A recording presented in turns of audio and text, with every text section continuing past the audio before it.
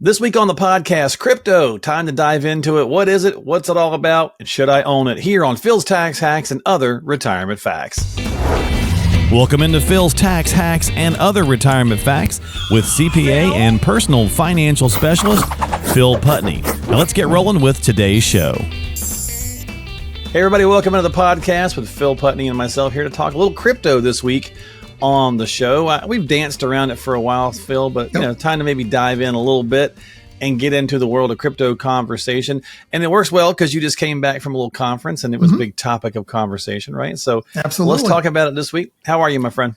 I'm doing great. Yeah. Running headlong into summer, so this is awesome. That's right. Weather's starting to cooperate. And how was the conference? Camping, so. Oh, no, that's true. There you go. Yeah. How was the conference? Conference was really good, really, enlightening. So, I mean, it was a conference primarily for advisors focused on cryptocurrency, and I mean, it's an area that I've had personally quite a bit of interest in. My brother's heavily into it. I think we've kind of mentioned it a couple of times before.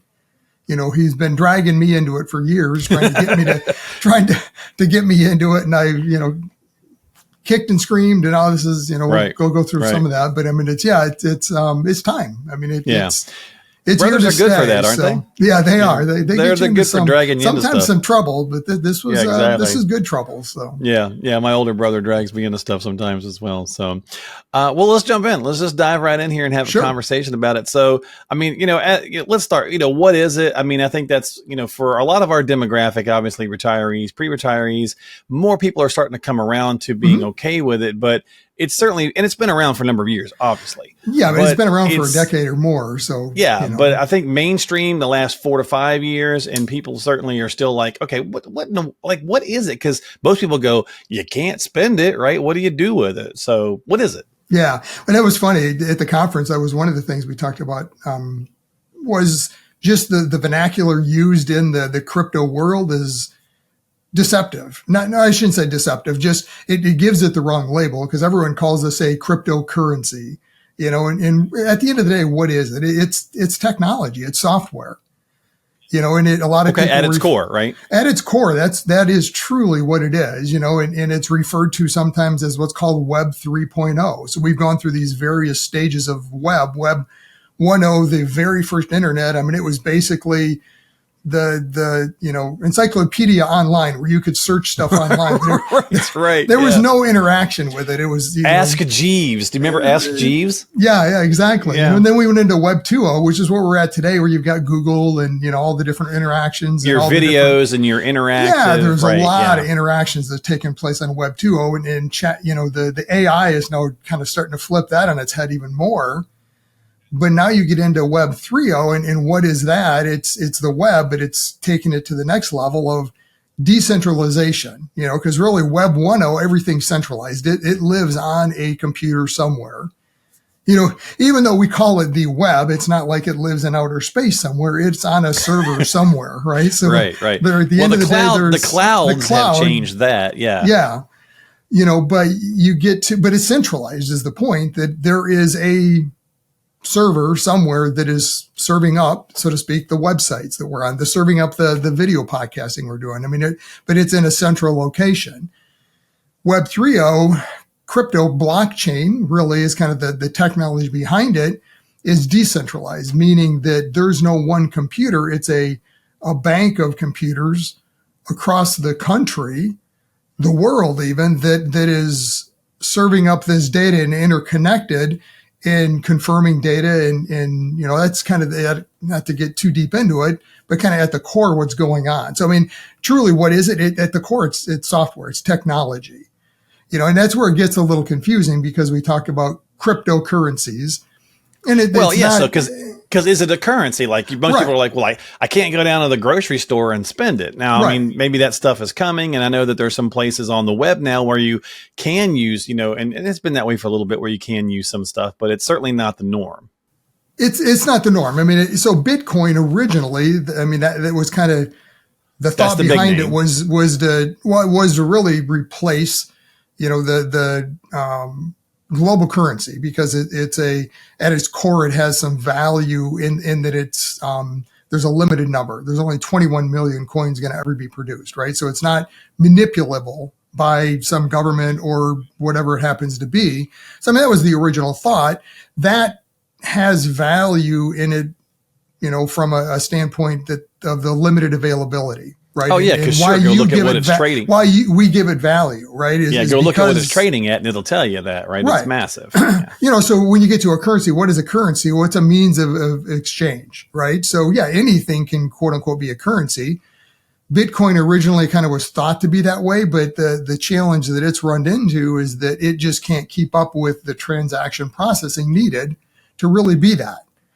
And that's where a lot of these other coins, Bitcoin, or cryptos have come out. Blockchain technology has come out to help satisfy that. You talk about Ethereum is kind of number 2 on the Big Ten. I was going to say, yeah, crypto. And we'll get to that one here in just a second. So Bitcoin right this minute, it's pulling it up while we're talking here, and it'll change obviously from the time you might be seeing this. Yeah. But it's it's at 71,000, right? Mm-hmm. On the exchange, right? That's what per it's coins. It's been pretty crazy, all over the board. Yeah. So, okay. So when we'll talk about some of the others in just a second. So, is it a security? People might ask that question. Right? And that's been what's going on there. That's been a lot of the kind of the struggle lately is, okay, well, what is it? It's not really a currency. Well, is it a security then? And I mean, technically, no. And I mean, some of that's starting to get answered with the lawsuits that are happening. XRP is another of the cryptos, the blockchain technology out there that the SEC has been heavily after. And, they finally settled on at least one piece of the lawsuit that it's not a security, at least that one. And some of this, I think, is going to come down to the different technology and what it does to whether it is a security or not. So it's still up at the end of the day, what is it? It's an asset. It's a quote unquote digital asset. And I think it's past, obviously, the fad conversation. I don't think it's a fad, right? I mean, it's being legitimized more and more, and we can talk about that. We can jump into that if you want, since you mentioned Ethereum. I mean, basically, ETFs now are starting to be created. I think BlackRock has one, right? So, I mean, there's like 11 different companies, sponsors that have come out with the Bitcoin ETF. BlackRock is now the biggest. It surpassed Grayscale, which was the biggest.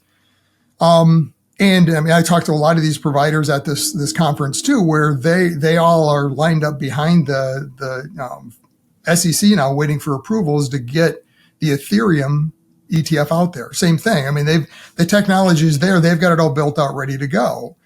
So yeah, I mean, I think is way beyond this fad thing. I mean, it's no longer and I mentioned my brother. That's kind of where we started with it.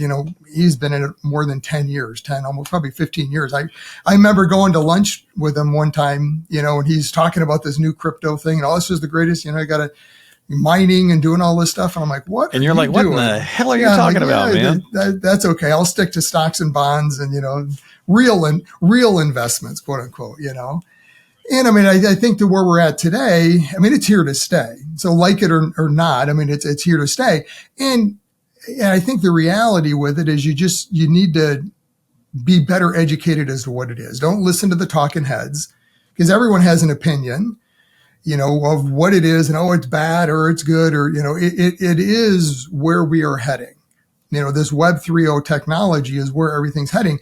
And it's really a good thing, because there's the speed behind how things can now get processed on this blockchain technology is so much faster than what we have today. And it's going to make things run smoother, and it's more secure, I would say, just because of the fact that it is blockchain. So today, and you hear about it all the time, where companies are getting hacked, quote unquote. Somebody hacked into their server. And receive, they've got all your data now, so security numbers, whatever it happens to be, that data. And hackers today, it's easier for them to do that, because all they have to do is know, well, your data lives on this server, and they can focus on that server. And how do we get in? The firewalls and all the other things that go behind trying to protect that server and the data. Versus in the blockchain technology, it doesn't live on a server. It lives across many different computers. And the reality is, as requests come in to store or receive data, it has to be confirmed amongst more than 51% of the computers.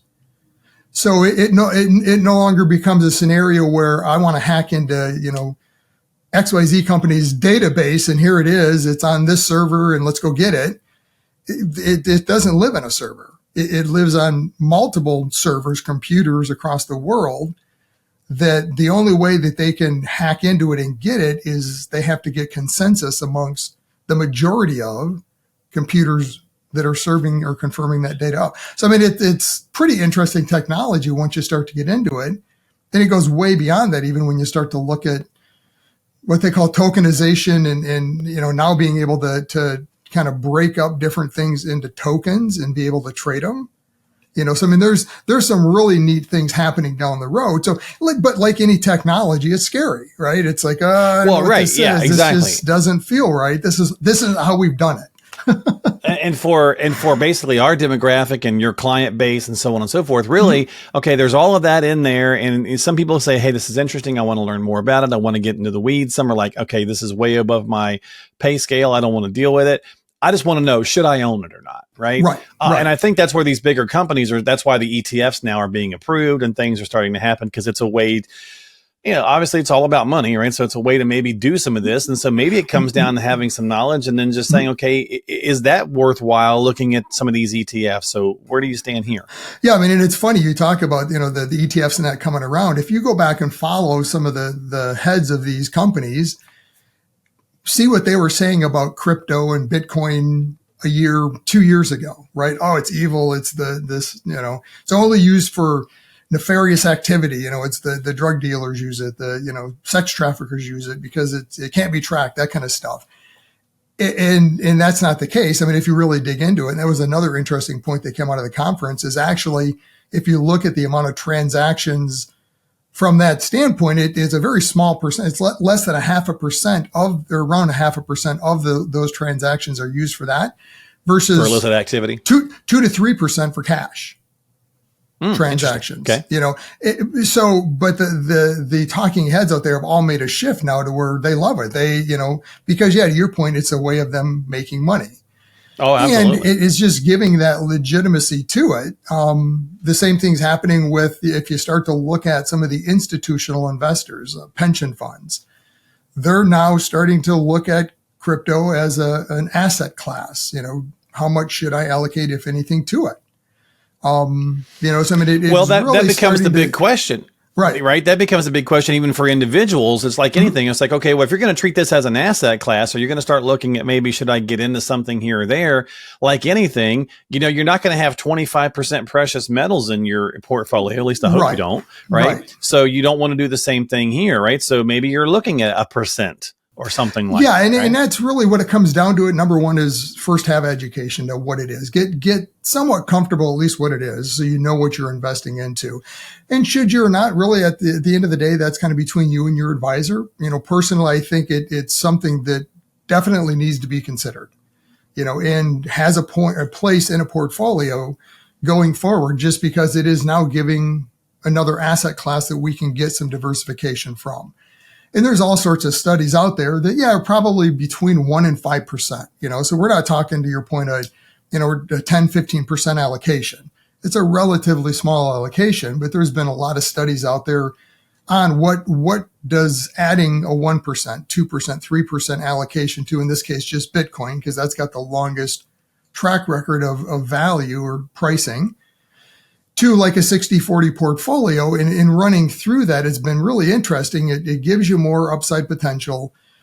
Standard deviation, the risk stays about the same, maybe up just a smidge, a tenth of a point, 0.10, but it brings down max drawdown. How far did a portfolio fall at any given point, because of the fact that it's not as correlated to some of these other assets. So diversification really comes down to that correlation. So should you own it? Start to have the discussion. I was going to say, start to have the chat. Yeah. It's where we're heading, at the end of the day, over the next 1 to 5 years. And that was really interesting to hear some of these individuals of what their perspective of how quickly we're moving there. And I think it's quicker than most people realize that we're moving towards this blockchain technology, so it is not this this ugly thing that you shouldn't, be in anymore. It's something that's real. There's a lot of value there. But like anything, it's still in its infancies, So oftentimes I'll say it's kind of like, think back of the tech. It's maybe a toddler now. It's maybe a toddler. Yeah, think back of the tech stocks. Some of us have lived through that kind of era of, back when the Googles and the Amazons and all the other tech companies were coming out, that whole .com era, right? I mean, there was some crazy stuff.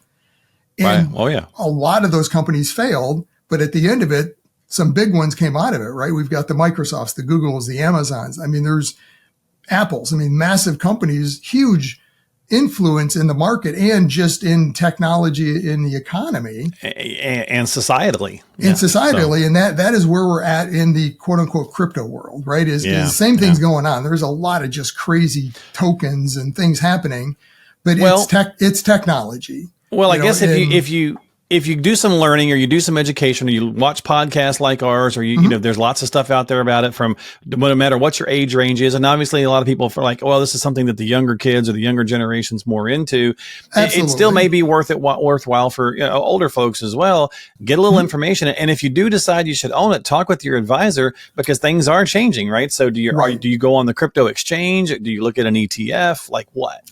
Yeah. And that's part of the real confusion. And at least was somewhat of a holdback for me when I first started looking at it is before the ETFs, the only way to gain access to it was through a crypto exchange, which that gets into a whole nother world of, owning it on the exchange and what they call a hot wallet, meaning it's sitting on the exchange and you can trade it or you're protected and move it into a cold wallet, cold storage, where it's protected. But you hear all the horror stories of now it's there. And if you lose the key, the seed, it's gone. And you hear stories of people, I lost my password, so to speak. I can't get into it, and you lose all your crypto. So, there's a lot of crazy things like that going on that scare people too, that I think the ETF is bringing it more into the mainstream. There's a way to gain some access stability to it without having to worry about that. And there's pros to both sides. I'm not saying that everyone that, ever owned it in a crypto exchange needs to go to the ETF. Absolutely not. There's pros and cons to both sides. But it just makes it more mainstream, a lot easier to bring into a portfolio allocation because it is tradable now on the exchange like any other ETF is. So. Okay. All right. Well, so there's still a lot to unpack here. I'm sure we'll do more on this topic, but we'll kind of keep it succinct for today. We'll jump out and wrap this one up. But if you've got those questions, if you're starting to say, okay, look, maybe it's time I, stop kicking and screaming and maybe get dragged into this conversation a little bit, check out podcasts like ours. There's many others out there. Get some information. But then finally, make sure, again, as always, you reach out to your financial professional and have a conversation about whether it's right for you and how much and the best ways to go about it and so on and so forth. And if you need some help, as always, reach out to Phil at philstaxhacks.com. That's philstaxhacks.com. That'll redirect you back to his main website there, and you can have a conversation. Get onto the calendar, chat with him, or call him at 248-888-7530. It's up on the screen for those watching. And don't forget to consider, subscribing to us on Apple or Spotify in audio form or YouTube in video form, and check out the YouTube shorts and things of that nature as well. We always appreciate your time, brother. Thanks for hanging out and getting into the crypto space a little bit, and we'll talk next time. Take care. All right, we'll see you later right here on Phil's Tax Hacks and Other Retirement Facts with Phil Putney.